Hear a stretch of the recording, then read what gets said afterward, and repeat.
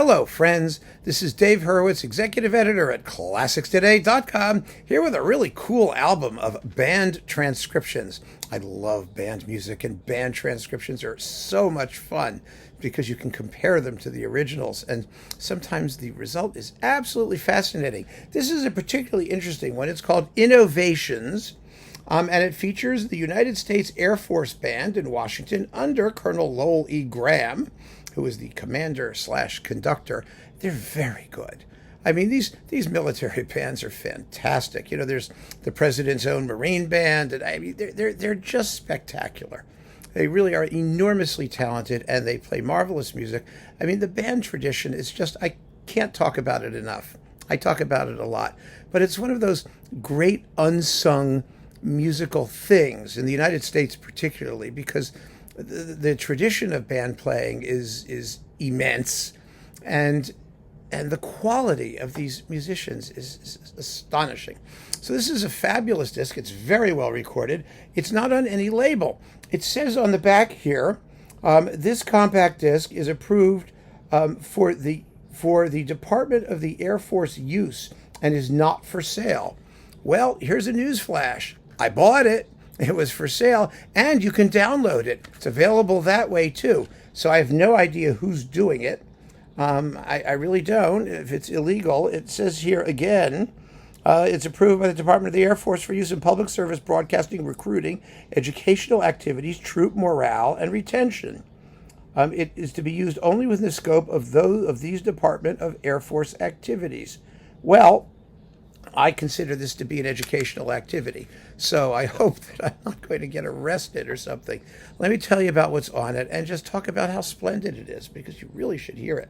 Like I said, it's called Innovations. It begins with Stravinsky's Fireworks, which is only 3 and a bit minutes long, and we've heard band transcriptions of that before. It works quite well, actually, because Stravinsky was never a like heavy-duty string guy until he got into his neoclassical phase when he did like Apollo, which is just strings. And then we get, Percy Grainger's The Warriors, that fabulous imaginary ballet thing that no one knows quite what to make of it. 20 minutes of ferocious and fun music, which is actually, I'm surprised that Grainger didn't do the band version himself.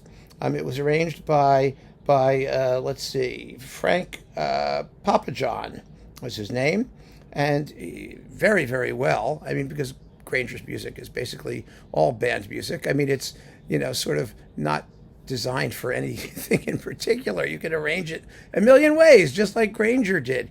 So this is great to have. And then we have Shostakovich's tone poem, October, arranged by Preston Mitchell. Really, really cool. I mean, Shostakovich also works quite well. The Festive Overture is what you usually hear for band, or the finale of the Fifth Symphony. But to have the tone poem October is rather nifty. I also think it's kind of fun seeing the, U.S. Air Force. This is the Air Force. Yes, I keep forgetting who's doing this. United States Air Force Band, thank you, playing a totally communist, socialist, realist piece of fluff. I mean, it's really kind of amusing, isn't it? And it just goes to show that there's only music, great music, which we can all share. And then we've got, Medea's Meditation and Dance of Vengeance, yay! Which is now just Medea's Dance of Vengeance. Now, this is interesting because the whole opening meditation is largely for strings, and you have that passionate climax of the Dance of Vengeance, or as one of you called it, the Rumba of Vengeance, which I think is wonderful, because that's sort of what it is. With passionate string cantilenas, which have to be rearranged for the massed winds, and it's all very, very well done. It works terrifically, again, as a band piece, especially when it really gets hopping, but it's beautiful. I like the sonorities of the winds in the meditation part. The meditation part, I always thought, kind of runs on a bit, but somehow when you have it sort of etched in wind sonorities, the time seems to go quicker. Maybe because you feel the natural phrasing and the breath of the players. I don't know, but there's something happens. And then last, but certainly not least, oh my God, is this fun? The Miraculous Mandarin Suite. Yeah, baby. That is insanely virtuosic music, first of all. And second of all, yes, I mean, it does have some string parts. I mean, the climax of that waltz when it's going da dum da da da da da dum da dum da dum. Just before the chase fugue. Ooh, boy, it sounds amazing with the clarinets screaming on top instead of having the violins. Not that the violins aren't just phenomenal in that passage. They are. And then the chase fugue goes enormously well. I was really surprised because, it's actually the cellos and that start out, and then the woodwinds come in, of course. But somehow having it all done for winds helps with the balances. You hear the entries more clearly, and the various polyphonic strands seem to be a lot more pointedly delineated, shall we say. So the playing is wonderful, the sound is wonderful, the pieces are wonderful.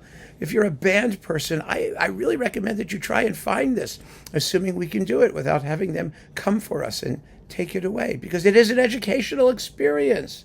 And frankly, I think it's so wonderful that these records are being made for members of our armed forces. I hope they listen to them.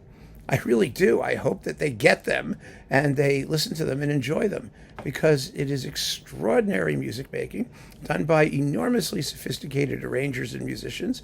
And frankly, I don't understand why the military does not have a regular program that permits for the commercialization and release of these things. Or not commercialization. Do them at cost. Do whatever you need to do. But let us hear it, for heaven's sake. Because it's that good. So keep on listening, friends. Thanks for joining me. Take care.